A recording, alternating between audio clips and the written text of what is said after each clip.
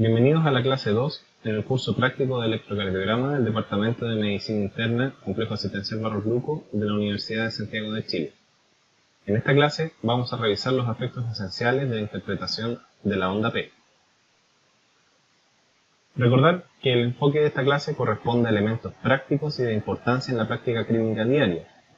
No se pretende sustituir bajo ninguna forma una cátedra formal de electrocardiografía, electrofisiología ni cardiología.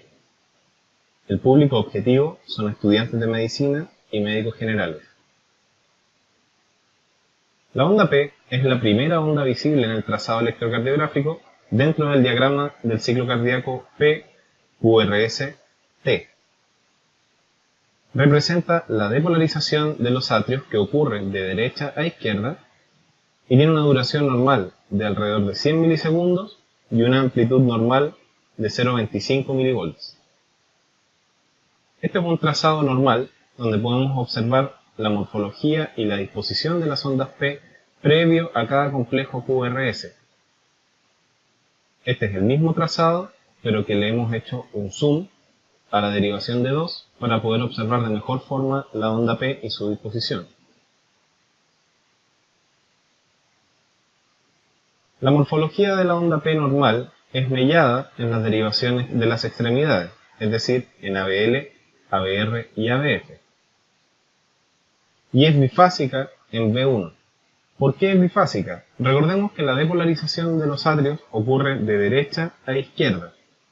La primera deflexión, que es positiva, corresponde a la depolarización del atrio derecho, que ocurre en dirección hacia el electrodo B1. Y la segunda deflexión negativa corresponde al atrio izquierdo, y es negativa porque el vector se aleja del electrodo B1. Esto se entiende mejor viéndolo en el mismo trazado que vimos anteriormente, pero esta vez le hemos hecho un zoom a la derivación B1, donde podemos observar una primera deflexión positiva y una segunda deflexión negativa. Ambas corresponden a una sola onda P. Y acá está lo que hablábamos sobre la disposición espacial del corazón y de los vectores de despolarización de los atrios. En la derivación de 2, la primera parte de la onda P corresponde a la depolarización del atrio derecho y la segunda parte de la onda P corresponde a la depolarización del atrio izquierdo. Mientras que en B1, la primera deflexión, que es positiva, corresponde a la depolarización del atrio derecho y la segunda deflexión, que es negativa, corresponde al atrio izquierdo. ¿Qué tenemos que evaluar cuando observamos la onda P? Primero, si es que esta onda está presente o no. Su duración, en otras palabras, el ancho. Su magnitud, en otras palabras, la altura. Su forma, si es simétrica, si es bifásica, si es bigeminada, si es plana o no la veo, etc. Recordemos que cuando evaluamos la onda P, estamos evaluando la depolarización de los atrios y esto siempre tenemos que extrapolarlo a la clínica de nuestro paciente. Hablemos sobre las principales alteraciones de la onda P. Primero, analicemos cuando ocurre una activación anormal de los atrios. ¿En qué situaciones se puede ver esto? Principalmente cuando aparecen activaciones que ocurren fuera del nodo sinusal, en cuyo caso vamos a observar ondas P de morfologías diferentes. Esto se observa muy bien en situaciones de escape frente a un paro sinusal o de ritmos ectópicos acelerados, por ejemplo una taquicardia auricular multifocal, cuya principal característica son ondas P de diferentes morfologías. Hallazgos frecuentes en esta situación son ondas P negativas en las derivaciones donde normalmente son positivas. Otro grupo de alteraciones de la onda P muy común en la práctica clínica son las alteraciones de la aurícula izquierda, que se infieren a través de la observación de una onda P ancha, que normalmente es mayor a 120 milisegundos en D2, pero ya mayor a 100 milisegundos podemos hablar de una onda P ancha. Esto se debe a que los aumentos en la masa de la aurícula izquierda condicionan un aumento de la duración y de la amplitud de su despolarización, y esto se ve reflejado en la segunda porción de la onda P. Recordemos en la curva descendente de la onda P en D2 y de la deflexión negativa en B1.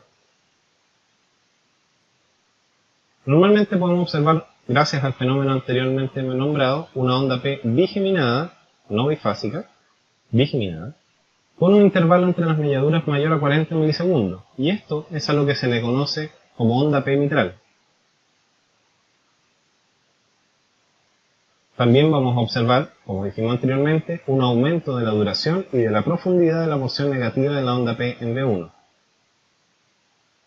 También podemos observar un cambio del eje de la onda P a menos 30 y menos 45 grados. Pese a que lo ocupamos mucho en la práctica clínica, esto tiene una sensibilidad baja, recordando que la sensibilidad es la capacidad de un test para poder identificar sujetos realmente enfermos dentro de una población que tiene sospecha de estar enferma, pero tiene una especificidad alta, es decir, que tiene alta capacidad de identificar sujetos verdaderamente sanos, es decir, excluir a los sanos. En el diagnóstico, por supuesto, de una dilatación auricular izquierda. Esto es un hiperzoom de D2, donde se puede observar muy gráficamente lo que hemos conversado de la onda P ancha, o onda P mitral. Acá podemos ver una onda P que en vez de ser simétrica tiene dos mediaduras, una más grande inicial y otra más pequeña posterior, y esta pequeña posterior corresponde a un crecimiento auricular izquierdo que condiciona una onda P ancha con dos mediaduras. Otro grupo de alteraciones de la onda P son las alteraciones de la aurícula derecha. En este caso, por la orientación del vector de depolarización de la aurícula derecha, vamos a observar ondas P picudas, es decir, que son mayores de 0,25 mV, lo cual también se conocen como ondas P pulmonales. El aumento de la masa, recordando, ¿no es cierto?, el de la aurícula derecha va a generar un mayor voltaje inicial de la onda P, con esto va a aumentar la magnitud del vector inicial de depolarización y por ello, más que generar una onda P ancha, va a generar una onda P alta. Recordemos que la P ancha se debe al crecimiento auricular izquierdo. Si la aurícula izquierda está indemne y la aurícula derecha está aumentada de tamaño, genera una amplitud del voltaje inicial, pero no un aumento en la duración de la onda P. Esto también lo podemos observar en casos en que la aurícula derecha esté normal, sana, pero que el paciente tenga una condición de hiperinsuflación, por ejemplo en contexto de limitación crónica del flujo aéreo, y acá pueden aparecer P pulmonales no por alteraciones de la aurícula derecha, sino que por cambios posicionales del corazón. En este caso, vamos a ver desviaciones del eje de la onda P y también podemos observar que el área bajo la porción inicial positiva de la onda P en V1 aumenta y en algunos casos podemos observar cambios en el QRS y estos cambios serían morfologías QR en las derivaciones derechas sin que hayan evidencias de infarto. Este es un trazado donde queda bastante gráficamente demostrado cómo se ven las ondas P picudas o las ondas P pulmonales. En este caso, la onda P es alrededor de un 60-70% del tamaño del QRS, pero con una duración de 100 milisegundos, incluso un poco menos. Recordar que muchas veces vamos a encontrar las dos aurículas dilatadas o las dos aurículas aumentadas de tamaño y en este caso vamos a observar alteraciones de ambos tipos. Cuando hablamos de presencia o ausencia de la onda P es algo, si bien relativo, es decir, que puede que esté ausente porque no la estoy observando, pero puede que fisiológicamente exista, o bien porque netamente no existe la onda P y existen otros tipos de ondas auriculares. Por eso recordemos que la onda P, cuando existe como tal, indica que existe actividad del nodo sinusal, o de otros marcapasos auriculares ectópicos. Cuando todo QRS se precede por una onda P, orienta que el trazado probablemente se encuentre en ritmo sinusal. Mientras que, si en un trazado existen ondas P que no tienen relación funcional con los complejos QRS, lo cual denominamos disociación auriculoventricular, lo más probable es que ese paciente se encuentre en un bloqueo AB completo.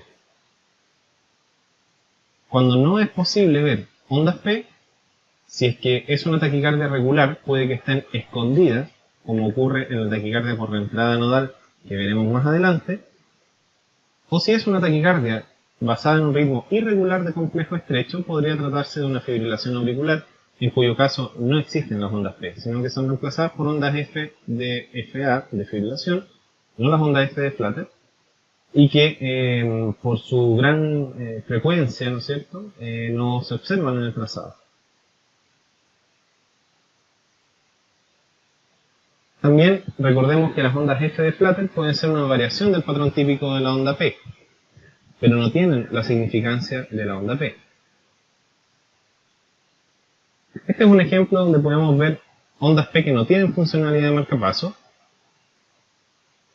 Podemos observar que existe un ritmo sinusal, ¿verdad?, regular, pero que no tiene relación con la actividad ventricular, que se ve reflejada por los complejos QRS. Además, se encuentra una frecuencia muy lenta. En el caso del flutter, si bien no corresponde a una onda P porque es una macro reentrada, a veces se puede llegar a confundir y por eso tenemos que identificar adecuadamente el ritmo que siguen y la frecuencia que siguen estas ondas. La frecuencia auricular, entre comillas, en el caso de un flutter casi siempre está alrededor de los 300 latidos por minuto. Si bien estos 300 latidos por minuto no se traducen en una frecuencia cardíaca o en una frecuencia ventricular efectiva.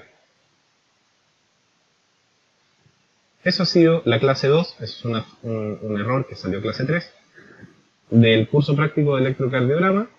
Espero que haya quedado claro cómo enfrentarse y qué tenemos que buscar al momento de mirar la onda P.